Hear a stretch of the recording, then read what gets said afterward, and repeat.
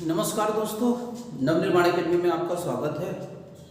आज राष्ट्रपति की शक्तियों में हम लोग कर रहे हैं राष्ट्रपति की न्यायिक शक्तियाँ। तो देखिए मित्रों, राष्ट्रपति की न्यायिक शक्तियाँ में सबसे पहले बात है अनुच्छेद 50 की। अनुच्छेद 50 में एक बात दी गई है कि कार्यपालिका न्यायपालिका से अलग है। देखिए 50 में दिया गया है कार्यपालिका न्यायपालिका से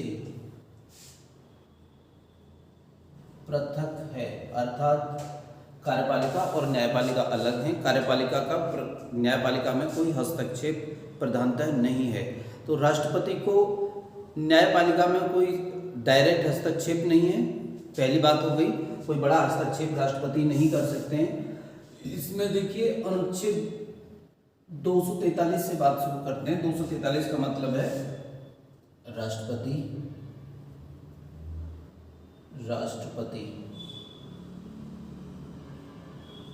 उच्चतम न्यायालय से, सुप्रीम कोर्ट से किसी विषय पर, किसी कानून के विषय पर, किसी विषय पर सलाह मांग सकते हैं, सलाह मांग सकते हैं।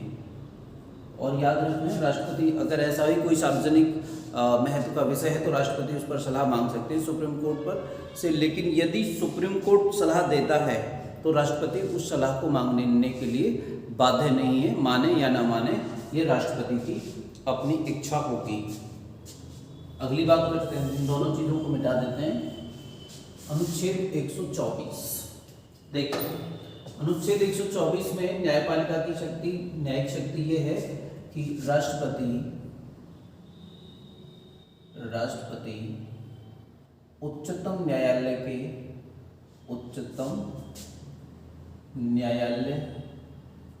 के न्यायाधीशों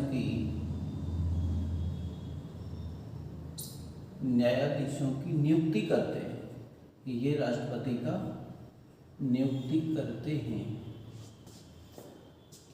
ये राष्ट्रपति का न्यायिक शक्ति है उच्चतम न्यायालय के विषय में, क्योंकि उच्चतम न्यायालय के जितने भी न्यायाधीश हैं उन सब की नियुक्ति राष्ट्रपति करते हैं। अनुच्छेद 217 में राष्ट्रपति हाईकोर्ट मतलब उच्च न्यायालय के न्यायाधीशों की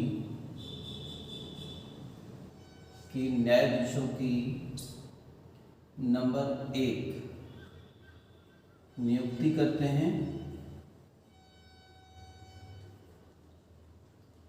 और हस्तांतरण करते हैं। उनका हस्तांतरण करते हैं। ये दोनों शक्तियां हैं। तो आप देख रहे हैं, उच्च न्यायालय तथा उच्चतम न्यायालय दोनों के न्यायाधीशों की नियुक्ति राष्ट्रपति करते हैं, और उच्च न्यायालय के न्यायाधीशों का हस्तांतरण मतलब तबादला भी राष्ट्रपति का ही काम है। ये राष्ट्रपति की न्यायिक शक्ति है। अब देखिए अनुच्छेद 72, ये राष्ट्रपति की बड़ी प्रमाणिक शक्ति है। अनुच्छेद 72 का मतलब है राष्ट्रपति की क्षमादान की शक्ति। राष्ट्रपति की क्षमादान की शक्ति को दिया गया है अनुच्छेद 72 में। याद रखना है, राष्ट्रपति अपनी क्षमादान की शक्ति को जो है मंत्रिपरिषद की सलाह पर ही प्रयोग करते हैं। यह उनकी स्वाभाविक की शक्ति नहीं है। तो क्षमादान की शक्ति में 3 चीज़ें, कि जब सुप्रीम कोर्ट के द्वारा, 4 चीज़ें हैं इसमें, मैं बता देता हूँ सारा। जब सुप्रीम कोर्ट के द्वारा किसी को दंड दे दिया गया है तो वह राष्ट्रपति से याचना करता है कि वह राष्ट्रपति उसकी क्षमा को, उसकी सजा को माफ़ कर दे, जो सजा उसे दी गई है, जो मृत्युदंड उसे दिया गया है। और राष्ट्रपति क्या कर सकते हैं? राष्ट्रपति उसकी जो सजा है उसे क्षमा कर सकते हैं। क्षमा का मतलब माफ़ कर सकते हैं। दूसरी बात, राष्ट्रपति प्रविलंब कर सकते हैं। प्रविलंब की भी बात इसमें कही गई। अभी क्षमा का मतलब है सजा खत्म। वो उस स्थिति में पहुंच जाएगा कि जैसे उसने कोई सजा खत्म, जैसे उसने कोई पाप किया ही नहीं है, सजा, उसने कोई अपराध किया ही नहीं है, इसका मतलब है सजा खत्म। प्रविलंब का मतलब क्या होगा? प्रविलंब का मतलब होगा मृत्युदंड को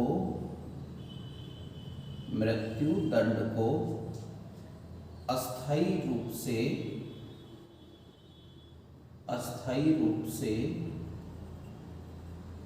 कुछ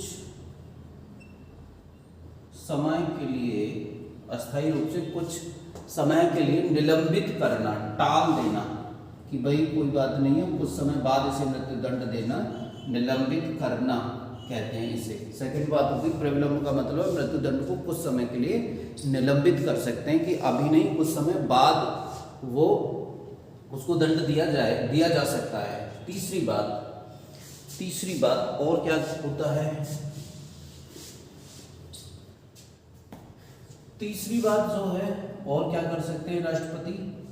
चार चीजें होती हैं। परिहार कर सकते हैं।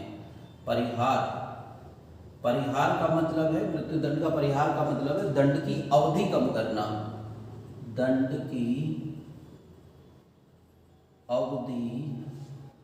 कम करना। इसका मतलब फर्ज करो किसी को 10 साल का दंड दिया गया है तो उसके दंड की अवधि को 5 साल कर दें, 3 साल कर दें, 2 साल कर दें, जब वो अपील करेगा राष्ट्रपति के पास। चौथा चीज है लघुकरण करना। शब्दों के जाल को समझ लेना। लघुकरण करने का तात्पर्य होता है कि दंड की प्रकृति और अवधि दोनों को कम करना। दंड की प्रकृति एवं अवधि दोनों को कम करना। तो देख लीजिए, इसमें फर्ज करिए कि उसको 10 परिहार में फर्ज करिए कि उसको 10 साल का दंड दिया गया था और कठोर कारावास दिया गया था, तो 10 साल को वो 5 साल का कठोर कारावास कर सकते हैं। ये राष्ट्रपति का अधिकार है। अगर वो दंड की प्रकृति को नहीं बदलते हैं लेकिन दंड की अवधि को कम कर देते हैं तो तब परिहार होगा। लघुकरण का मतलब होगा दंड की प्रकृति को भी बदलना है और दंड की अवधि को भी बदलना है। इसका मतलब अगर किसी को 10 साल का कठोर कारावास दिया गया है तो उसकी जगह 5 साल का साधारण कारावास कर सकते हैं। 10 साल की जगह 5 साल और कठोर कारावास की जगह साधारण कारावास, जिसमें कि उसको कठोर परिश्रम नहीं करना पड़ेगा। तो मित्रों, ये है राष्ट्रपति की न्यायिक शक्ति। न्याय से संबंधित शक्तियों में अनुच्छेद 50, जिसमें कहा गया है कि न्यायपालिका से पृथक हैं दोनों आपस में। अनुच्छेद 143 का मतलब है कि राष्ट्रपति किसी सार्वजनिक महत्व के प्रश्न पर सुप्रीम कोर्ट की राय मांग सकते हैं, लेकिन उस राय को मानने के लिए बाध्य नहीं है। अनुच्छेद 124, सुप्रीम कोर्ट अर्थात उच्चतम न्यायालय के न्यायाधीशों की नियुक्ति राष्ट्रपति करेंगे। अनुच्छेद 217, उच्च न्यायालय के न्यायाधीशों की नियुक्ति राष्ट्रपति करेंगे और उनका तबादला भी करेंगे। अनुच्छेद 72, किसी को यदि सुप्रीम कोर्ट के द्वारा दंड दे दिया गया है तो वह राष्ट्रपति के पास अपील कर सकता है, और अपील करने के लिए उसे उस राष्ट्रपति के हाथ में 4 चीज़ें हैं कि वो उसकी क्षमा कर सकते हैं, प्रविलंब कर सकते हैं, परिहार कर सकते हैं और लघुकरण कर सकते हैं। तो क्षमा, प्रविलंब, परिहार और लघुकरण मैंने आपको डिटेल में समझा दिया है। धन्यवाद मित्रों, बहुत बहुत धन्यवाद।